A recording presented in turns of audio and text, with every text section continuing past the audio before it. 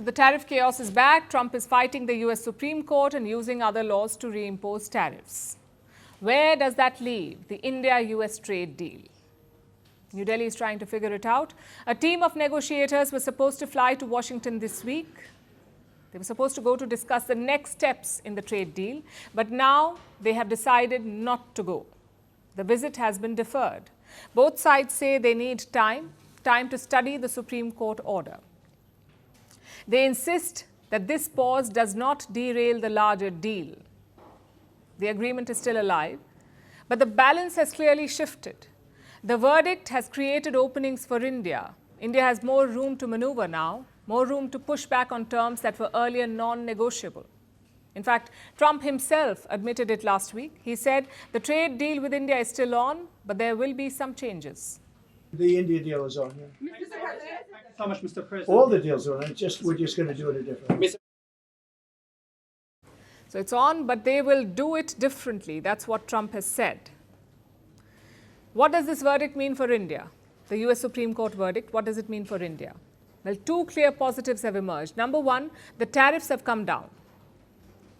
Remember, Trump was quick to reimpose tariffs. He started with 10%, then he raised it to 15%. But 15% is still lower than what India was getting in the trade deal. The deal we had was for 18% tariff. So the current 15% is good. Plus, when you add concessions to this mix, the effective tariff rate for India is only 12%. This applies to all trading partners of the US, in fact.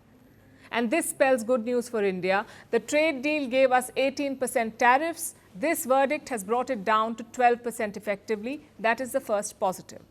The second positive is less obvious, but it may prove more valuable in the long run.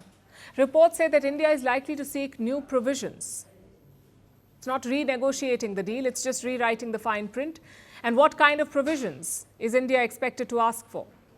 Legal certainty, safety clauses, basically provisions that protect India if a future court ruling strikes down American policies again.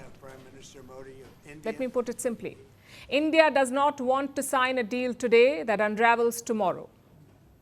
It wants legal guarantees, and that demand is not unreasonable.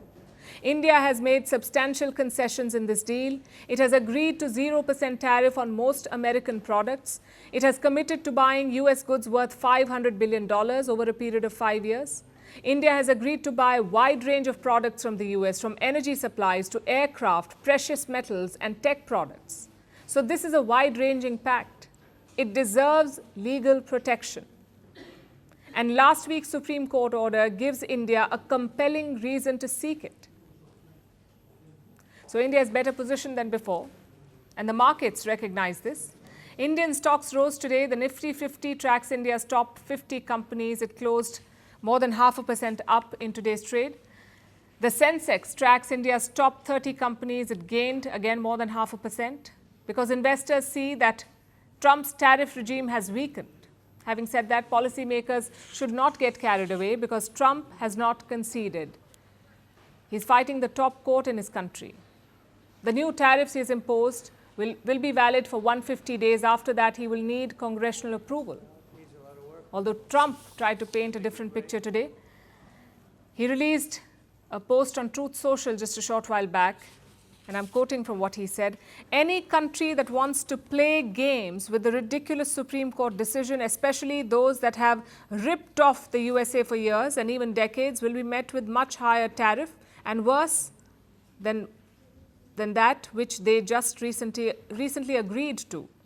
Buyer beware. That only spells more uncertainty for businesses and America's trade partners. As of today, India maintains that it will stick to the trade deal. So yes, the deal is on, but it is entering a more uncertain phase. India has gained some leverage. Now it must use it wisely before the rules change again. Power doesn't end quietly. Some deaths are not accidents. They are messages. A gunshot. A crowd. A country frozen. The killer disappears. The questions don't. This is not just about who died.